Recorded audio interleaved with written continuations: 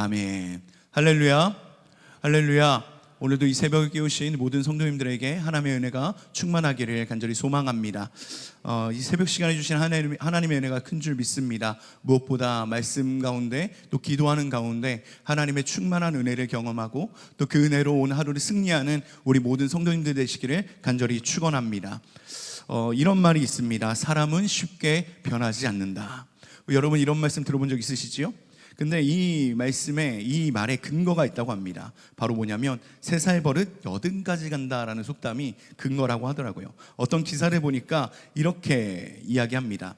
3살 버릇 80가지 간다는 속담이 단순한 옛말이 아니라 과학적으로도 입증되고 있다. 성격, 습관, 사고방식 등 인간의 기질은 생각보다 변하지 않으며 어린 시절 형성된 패턴이 평생의 삶에 영향을 미친다는 연구 결과가 잇따르고 있다. 미국 미네소타 대학 연구팀은 30년간 1000명을 추적 조사한 장기 연구에서 아동기의 성격이 성인기의 행동 특성과 강하게 연결되어 있다라고 밝혔다. 예를 들어 유년기의 내성적인 아이는 성인이 되어서도 대체로 조용하고 신중한 성향을 유지했다. 이 기사를 통해서 이제 국내 심리학계도 비슷한 분석을 내놓고 있다고 합니다. 서울대 심리학과 김재훈 교수님은요, 뇌의 발달 특성상 인간의 주요 성격은 만 6세 전후에 뼈대가 형성된다라고 이렇게 말이죠. 그래서 환경이나 노력으로 일부 변화는 가능하지만 근본적인 기질은 쉽게 바뀌지 않는다라고 이렇게 말합니다. 그렇습니다. 사람은 쉽게 변하지 않습니다. 어떤 결단을 해도 변하기는 쉽지 않은 것 같습니다. 그런데 사람을 변화시키는 놀라운 능력이 있습니다. 바로 복음의 그 능력이 있는 줄 믿습니다. 왜냐하면 복음을 알게 되면 내가 어떤 존재인지를 알게 되기 때문입니다. 복음을 통해 내가 죄인인 것을 고백하게 되고 예수님이 나의 구세주이심을 고백함으로 우리가 하나님의 자녀가 되기 때문이지요. 그래서 이 하나님의 자녀가 된 우리는요, 진정한 회개와 변화를 통해서 하나님과의 관계가 회복되어지게 되는 것입니다. 그래서 죄로 인해 끊어진 하나님과의 관계가 회복되기 위해서는 무엇이 필요하냐? 우리 어떤 삶의 결단이 아니라, 어떤 변화하겠다는 의지가 아니라, 어떤 삶의 규칙과 무엇 습관을 들이는 것이 아니라 복음이 필요하다는 것을 우리 성경은 그렇게 말씀하고 있습니다. 그렇습니다. 세상은 말씀으로 시작됩니다. 말씀으로 세상을 창조하심으로 시간과 공간이 시작되었고 그곳에 사람을 두심으로 하나님의 충만함을 누리게 하셨다라는 것이죠. 사람의 충만함은 하나님과의 관계 안에서만 누릴 수 있는 것입니다. 에덴에서 하나님과 사람이 함께 거닐었다라고 창세기에 말합니다. 함께 거닐었다는 것은 무엇입니까? 동행했다라는 것이지요. 그래서 하나님은 사람에게 에덴의 모든 것을 다스릴 권한을 주셨고 에덴의 모든 열매를 먹을 수 있게 하셨습니다. 죄가 들어오지 않은 에덴은 충만함이 가득했고 사명의 충만함도 있었다라는 것이에요. 그런데 아담이 혼자 있는 것이 좋지 않아서 하나님은 여자를 창조하셨고 둘이 서로의 돕는 배필로 한 몸이 되므로 풍요 위에 풍요를 누리게 하셨다라는 것입니다. 그래서 죄가 들어오기 전에 에덴은 결핍이었고 나님도 없는 완전한 하나님의 나라였습니다. 그런데 그 에덴에 죄가 들어왔습니다. 죄는 하나님과의 관계를 파괴했고 사람과 사람 사이의 관계도 파괴했고 만물과의 관계도 파괴하였습니다. 더 나아가 나와 나 자신의 관계도 파괴했다라는 것이에요. 죄의 파괴성은 구약 성경 내내 드러나고 있지요. 하나님과의 관계가 끊어짐으로 인한 결핍된 모습들이 반복적으로 보여지고 있습니다. 하나님이 없는 자리에 우상을 세우거나 그 자리에 자신이 가득 차 있는 모습들이 구약 성경에 계속해서 반복되고 있습니다. 하나님은 오늘 말씀을 통해서 또다시 새로운 시대를 시작하게 하십니다. 바로 복음의 시대가 시작되었다는 것이죠. 바로 예수님이 이 땅에 오심으로 말미암아 새로운 시대, 복음의 시대가 시작되었다는 것입니다. 그래서 마가복음 1장 1절은 이렇게 말씀합니다. 마가복음 1장 1절 말씀을 함께 선포합니다. 하나님의 아들 예수 그리스도의 복음의 시작은 이러하다. 아멘. 마가복음은 예수 그리스도의 복음의 시작은 이렇다, 복음의 시작이다 라고 이렇게 말씀하고 있습니다. 그렇다면 다른 복음서는 어떻게 시작될까요? 마태복음과 누가복음은 예수님의 탄생 이야기로부터 시작됩니다. 요한복음은 말씀이 육신이 되어 오신 예수님을 말씀하고 있죠. 즉 마태는 왕이신 메시아로서의 예수님을, 누가복음은 인자 모든 인류의 구주로서의 예수님을, 요한은 하나님의 아들 예수님을 말씀하고 있습니다. 오늘 우리가 함께 나누는 마가복음은요, 이 4개의 복음서 중에 가장 빠른 전개로 능력과 행동을 일하시는 하나님의 종, 권세 있는 하나님의 아들이자 섬기고 희생하는 종의 모습을 그리고 있습니다. 그렇기에 오늘 본문 1절에서는 하나님의 아들 예수 그리스도의 복음의 시작이다, 이렇게 말씀하고 있는 것이죠. 그렇습니다. 하나님의 아들 예수 그리스도의 복음의 시작이다. 세례 요한이 회개의 세례를 베풀며 주님의 길을 준비합니다. 예수님이 요한에게 세례를 받으시고 성령의 이끄심으로 광야에서 40일 동안 사탄에게 시험을 받으십니다. 요한이 잡힌 후에 예수님은 갈릴리에 오셔서 이제 하나님의 복음을 전파하십니다. 오늘 본문의 흐름이 이렇습니다. 그래서 하나님 나라가 가까이 왔다, 이 요한의 선포를 통해서 이 예수 그리스도의 복음의 시작이 이렇게 되었다라고 말씀하고 있죠. 하나님의 나라가 가까이 왔다는 예수님의 선포는요, 십자가 사건과 무관하게 예수님이 오심으로써 하나님의 나라가 이미 왔다는 선포라고도 해석되기도 합니다. 예수님이 오심으로 이 땅에 하나님의 나라가 회복되기 시작했고 하나님 나라가 시작되었다라고 이렇게 말씀하고 있습니다. 그러나 마가복음에는요, 하나님의 나라가 이미 왔다라는 구절은 없습니다. 십자가 중심의 마가복음의 관점에서는 예수님의 십자가의 순환이 없이 하나님의 나라는 이 땅에 오지 않는다라고 이렇게 말하고 있습니다.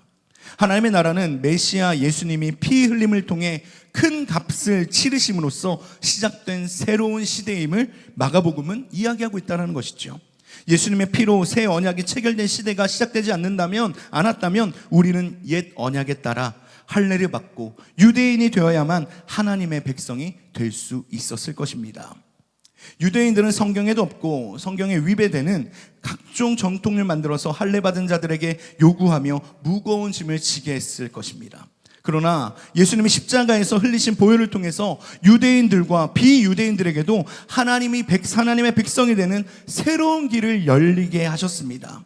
이제는 하나님의 백성이 되려면 어떻게 됩니까? 예수님을 믿고 하나님과 맺는 새 언약 관계로 들어와야 한다는 것을 오늘 본문은 이야기하고 있는 것입니다. 새 언약의 백성은 예수님의 제자, 그리스도인이라 불리며 하나님을 아버지라고 부르는 하나님의 자녀들이라는 것이지요. 그래서 하나님의 나라는요, 값없이 은혜로 주어졌지만 그것은 예수님의 값비싼 대가를 치르심으로 이 땅에 임했다라는 것입니다. 하나님의 나라에서 이루어지는 새 언약 관계는 믿는 자에게 아무 조건 없이 값없이 주어지는 무조건적인 은혜의 선물이 되는 것이죠. 그러나 이 선물에는요, 아무런 기대 없이 주어진 것은 아니라는 것입니다. 예수님은 무엇을 요구하십니까? 회개와 믿음을 요구하십니다.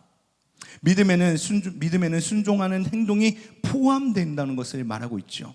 이 기대를 저버리지 않는 것은요, 복음에 대한 빠른 반응에서 빠질 수 없는 측면이라는 것을 말하고 있습니다. 그래서 예수님을 믿는다는 것은, 내가 예수님을 구주로 고백한다는 것은 이제 순종과 믿음이 하나가 되는 그 삶을 살아가야 되는 것을 말씀하고 있는 것이죠.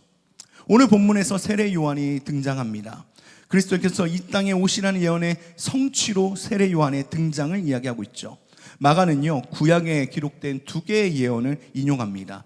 이사야 40장 3절 말씀과 말라기 3장 1절 말씀을 이용하면서 광야에 외치는 자가 등장해서 그리스도의 길을 준비할 것인데 그가 바로 세례 요한이다라고 마가는 이야기합니다. 그래서 이사야 40장 3절 말씀만 함께 보도록 하겠습니다. 함께 선포합니다.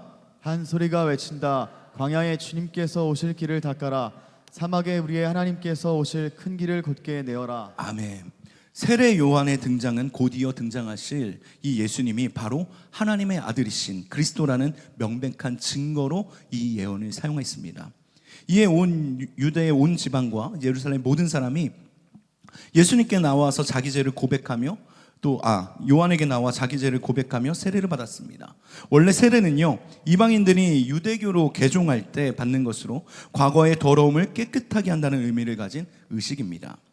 그래서 유대인들이 세례를 받는다는 것은 그들 역시 하나님 앞에서 부정하며 죄사함이 필요한 존재임을 의미하는 것이지요.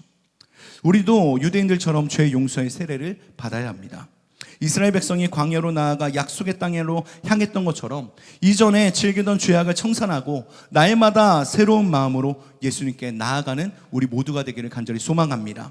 그렇게 예수님께 나아가는 자만이 성령으로 세례를 받아 죄사함을 받을 수 있다라고 8절은 말하고 있습니다. 그래서 마가복음 1장 8절 말씀을 함께 선포하겠습니다. 나는 여러분에게 물로 세례를 주었지만 그는 여러분에게 성령으로 세례를 주실 것입니다. 아멘. 요한은 물로 세례를 주었죠. 바로 세계를 통해 새로운 존재로서의 삶을 살아가는 다짐과 같은 것일 것입니다. 그런데 예수님은 성령으로 세례를 주신다 말씀하십니다. 어떤 의미입니까? 이 성령으로 세례를 주신다는 것은 성령의 내주하심을 얻게 된 새로운 생명의 삶이 주어졌다라는 것입니다. 죄사함을 받고 새로운 피조물이 되어서 하나님과의 친밀한 교제의 삶이 이 성령의 세례를 통해서 회복되게 된다는 것이지요. 그리고 성령으로 세례를 받는다는 것은 단순한 체험이 아니라는 것입니다. 바로 예수님의 제자로 살아갈 힘을 주신다는 것이죠. 그래서 사도행전 1장 8절은 그래서 이렇게 말씀합니다. 사도행전 1장 8절 말씀을 함께 선포합니다. 그러나 성령이 너희에게 내리시면 너희는 능력을 받고 예루살렘과 온 유대와 사마리아에서 그리고 마침내 땅끝에까지 이르러 내 증인이 될 것이다. 아멘. 성령이 우리에게 임하시면 우리는 어떤 삶을 살아갑니까? 땅끝까지 이르러 부활의 증인의 삶을 살아가게 될 것이다 말씀합니다. 그렇습니다. 요한이 주는 물세례는 죄사함이 아니라 회개의 세례이지만 예수님이 주시는 세례는 성령으로 주시는 것으로 이제 새로운 삶을 살아가는 새로운 피조물, 바로 하나님의 자녀의 삶을 살아가게 한다는 것입니다. 회개하라, 천국이 가까이 왔다라는 이 세례 요한의 외침은요, 이렇게 볼 수 있습니다. 회개함으로 하나님께 돌이켜서 하나님의 나라 안으로 다시 들어오십시오. 회개함으로 하나님께 돌이켜 하나님 나라 안으로 들어오십시오라는 외침과 같은 것입니다.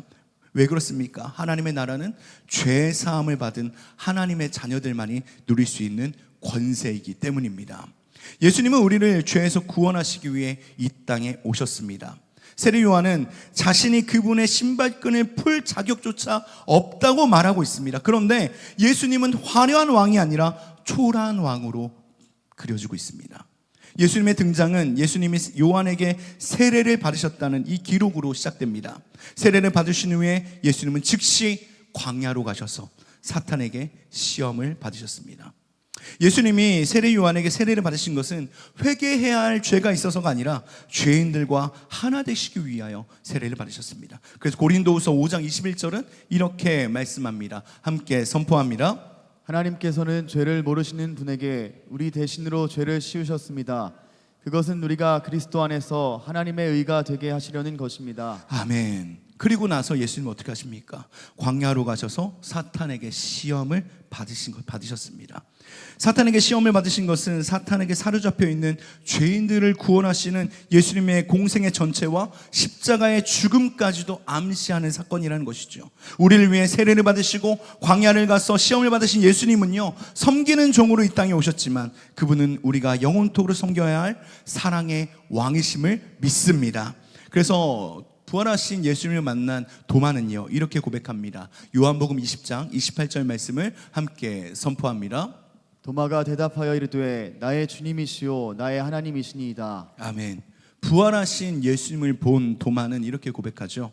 나의 주님, 나의 하나님이십니다. 이것을 다르게 표현하면 나의 주시며 나의 하나님이시다라고 도마는 말할 수 있습니다. 이 고백 안에는요, 모든 이름 위에 뛰어난 이름, 가장 높으신 이름이라는 뜻을 담고 있는 고백이라는 것이에요. 당시 유대인들은요, 여호와 하나님을 주라고 불렀다고 해요. 우리가 예배 시간에 예수님을 주님이라고 부르는 것은요, 하나님으로 부르는 표현과 같은 것입니다. 그래서 주라는 호칭 속에서 우리와 이 예수님과의 관계가 나오게 되는 것이죠. 예수님은 우리의 주인이시며 또 우리는 예수님의 노예가 되는 것입니다. 우리는 주님께 속한 자들이기에 우리는 평생 누구만 섬겨야 됩니까? 주님만 섬겨야 합니다. 어제 우리 중등부 친구들과 이 선포를 함께 나눴는데요. 한번 띄워주시겠습니까? 이런 선포를 함께 나눴습니다. 우리 함께 선포하겠습니다. 시작. 내 평생에 나는 다른 것을 따르지 않고 섬기지 않고 오직 나의 주인이신 예수님만을 섬기겠습니다. 아멘이십니까? 우리 한 번 더 힘차게 믿음으로 선포하겠습니다. 시작. 내 평생에 나는 다른 것을 따르지 않고 섬기지 않고 오직 나의 주인이신 예수님만을 섬기겠습니다. 아멘. 여러분, 이것이 바로 주님이라는 표현의 의미라는 것입니다. 사도신경에 이런 고백이 있죠. 그의 유일하신 아들 우리 주 예수 그리스도를 믿습니다. 이 표현은요, 우리가 생각하는 것 이상으로 매우 중요한 고백이더라고요. 우리가 마음속으로 예수님을 믿고 고백하는데 진정 예수님을 모르는 사람들이 있다고 합니다.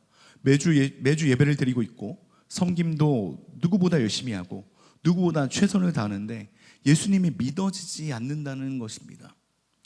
근데 성경 인물 중에 이런 사람이 하나 있습니다. 바로 누구냐면 예수님과 3년 동안 동고동락했고 또 누구보다 예수님을 가까이 했고 예수님과 매일 시간 함께 보냈고 또 제자들 중에서 임원으로 선출되어서 회개의 일까지 감당했던 사람이 있습니다. 누구입니까? 가롯 유다입니다.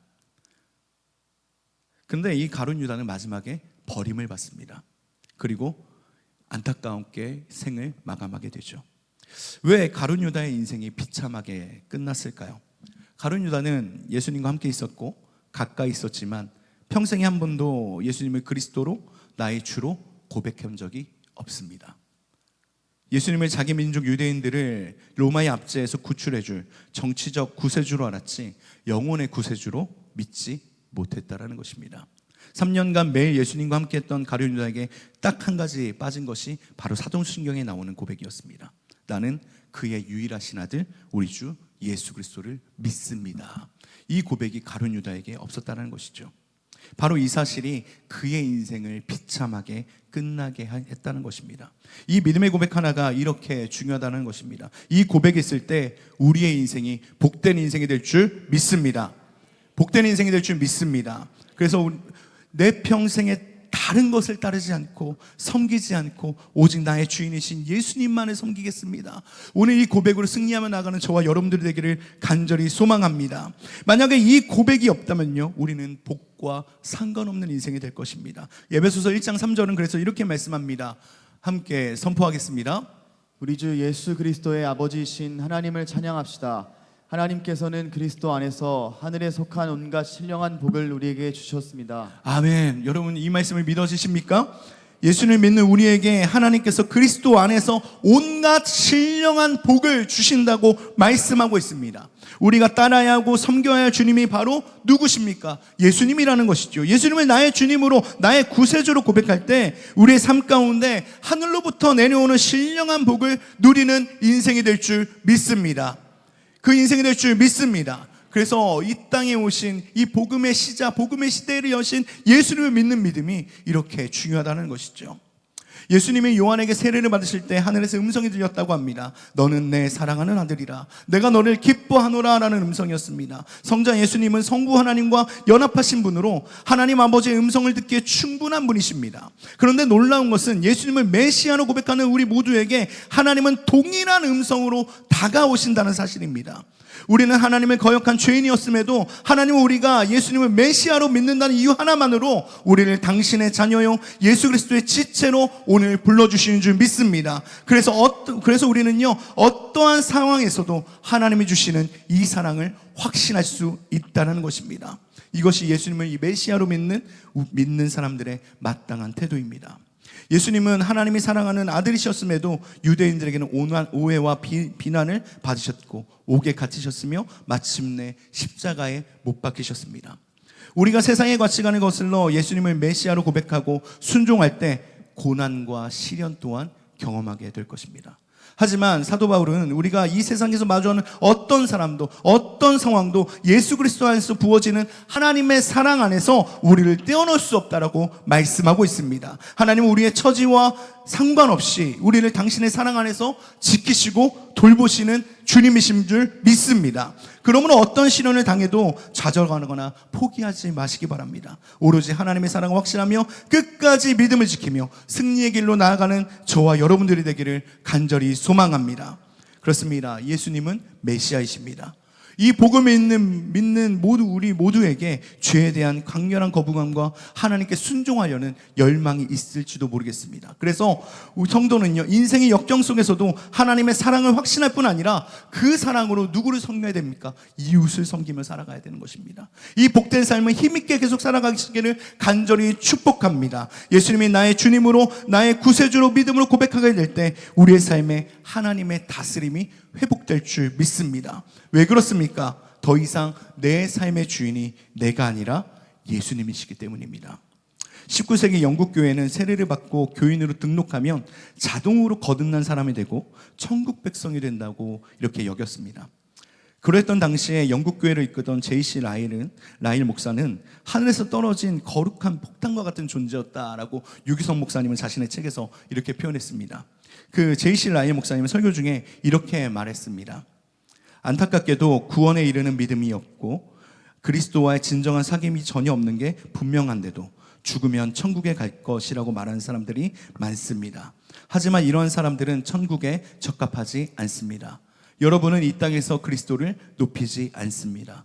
여러분은 그분과 전혀 교통하지 않습니다. 여러분은 그분을 사랑하지 않습니다. 여러분이 천국에서 무엇을 할 수 있겠습니까? 천국은 결코 여러분을 위한 곳이 아닙니다. 천국의 기쁨은 결코 여러분을 위한 기쁨이 아닙니다. 천국의 행복은 여러분이 소유할 수 없는 행복입니다. 천국은 여러분의 마음에 따분하고 부담스러울 것입니다. 그러므로 늦기 전에 회개하고 변화를 받으십시오. 천국에 대한 가장 확실한 준비는 예수님과의 교제임을 명심해야 합니다. 이렇게 말씀합니다. 새로운 시대의 시작이 마가복음에서 선포되었습니다. 바로 예수님의 오심을 통해서 말입니다. 예수님이 오심으로 하나님의 나라가 선포되었습니다. 그 나라에 오늘 우리를 초대하십니다. 회개를 통해 하나님께로 돌이켜야 그의 다스림과 그의 나라 안에 살아갈 수 있다는 사실 또한 말씀하고 있습니다. 더 복된 것은 무엇입니까? 하나님과의 친밀한 관계가 다시 회복된다는 것입니다. 구약의 이스라엘은 반복된 죄가 있었습니다. 바로 하나님을 우상처럼 여기며 하나님이 아닌 우상과 자신을 섬겼다라는 것입니다. 결국 하나님은 그들을 새롭게 하시기 위해 심판하셨고 다시 성전을 재건하게 하심으로 그들의 하나님 되심을 다시 이루셨습니다. 그 약속의 성취를 위해 예수님을 이 땅에 보내주셨습니다. 끝난 것 같지만 새로운 시대가 시작되었습니다. 세상을 창조하신 예수님이 이제 육신을 입고 이 땅에 오셔서 하나님 나라의 완성을 선포하십니다. 그런데 이미 왔으나 이미 완성되진 않았습니다. 우리는 이 균열 속에 살아갑니다. 이미 왔으나 완성되지 않은 이 하나님의 나라, 이 균열 속에 오늘 우리는 살아갑니다. 이 균열 속에서 우리는 어떻게 살아가야 할까요? 바로 예수님을 나의 주님으로, 나의 구세주로 영접함으로 세상에 썩어질 것이 아닌 하늘의 신령한 복을 누리는 삶을 살아야 될 줄 믿습니다. 예수님을 믿고 받아들인 자에게는 하나님의 자녀가 되는 권세를 주셨다 말씀하십니다. 그 권세가 오늘 우리의 삶이 새로운 시작을 열게 할 줄 믿습니다. 바로 복음의 능력으로 세워지는 하나님의 나라가 그것입니다. 어떤 삶일까요? 하나님이 나의 하나님이 되시고 나는 하나님의 백성이 되어 영원한 하나님의 다스림과 통치 가운데 살아가는 그 삶. 그 삶이 내가 책임지는 삶이 아니라 하나님이 책임지시는 그 삶. 그 삶은 복음을 통해서만 가능한 것입니다. 그 삶은 복음을 통해서만 가능한 것입니다. 복음의 시작을 선포하시는 예수님과 동행하는 오늘 하루가 되기를 간절히 축복합니다. 주님 되시는 이 예수님이 나의 전부이심을 믿음으로 고백하는 오늘 하루의 삶이 되시기를 간절히 축복합니다. 아까 선포했던 말씀처럼 내 평생에 나는 다른 것을 따르지 않고 섬기지 않고 오직 나의 주님이신 예수님만을 섬기겠습니다. 여러분, 이 믿음의 고백이요, 제가 중등부 아이들과 이 말씀을 준비할 때 이 메시지를 함께 준비하면서 나는 어떻게 하루하루의 삶을 살아가고 있는가, 나는 죄송합니다 목사라고 말을 하는데 목사인데 나는 정말 예수님을 나의 주님으로 나의 구세주로 고백하며 살아가고 있는가, 아니면 세상에 썩어질 것들을 염려하며 또 내가 책임지려는 그 삶을 살아가고 있지는 않은가, 한번 말씀을 통해 돌아보았습니다. 마찬가지입니다. 예수님께서 이 땅에 오심으로 하나님 나라가 시작되었음을 선포하셨습니다. 그 하나님의 나라는 회개함으로 복음의 능력으로 누릴 수 있는 나라입니다. 그 하나님의 다스림과 통치 안에 살아가는 우리는 더 이상 내가 책임지는 삶이 아니라 하나님께서 책임지시는 그 삶, 하나님이 나의 주님 되시고 나의 구원자 되심을 믿음으로 선포하며 나아갈 때 이 땅에 썩어질 것에 만족하는 인생이 아니라 하늘에서 부어지는 신령한 복을, 끊이지 않는 영원한 생명의 삶을 누려가는 저와 여러분이 될 줄 믿습니다. 그 삶을 오늘 하루 충만히 누리시고 그 삶의 능력을 통해 이웃을 더 사랑하시고 우리 삶 가운데 하나님의 나라를 선포하는 저와 여러분들 되기를 간절히 축복합니다. 기도하겠습니다. 사랑과 은혜가 충만하신 우리 주 하나님 감사합니다. 예수 그리스도께서 이 땅에 오심으로 복음의 시대, 하나님의 나라가 시작되었음을, 다시 회복되었음을 하나님 알게 하심 또한 감사합니다. 내 평생에 다른 것이 아니라 나의 주원 주님 되시고 나의 구원자 되신 예수님만을 섬기며 나아가길 소망합니다. 하나님, 그럴 때에 하나님 내 삶 가운데 하나님의 나라가 회복되어지고 이 땅에 썩어질 것으로 만족하는 인생이 아니라 하늘의 신령한 복을 누리며 살아가는 인생이 될 줄 믿습니다. 하나님, 그 믿음의 고백으로 승리하며 나가는 우리 모두가 되게 하여 주시옵소서. 내 형편이 변변치 않아도, 내가 하는 일이 잘 되지 않을지라도 그래도 우리가 기뻐하고 찬송할 수 있는 것은 그럼에도 불구하고 우리를 사랑하시고 끝까지 우리의 믿음을 이끌어 가시는 하나님이 나와 함께 하시기에, 그 주님이 나의 주님 되시기에 아버지의 믿음의 고백으로 나아가는 우리 모두가 되기를 간절히 소망합니다. 주님, 오늘 하루도 주님의 충만한 은혜를 부어 주시옵소서. 이 모든 말씀을 권하신 예수 그리스도 이름으로 기도드립니다. 아멘.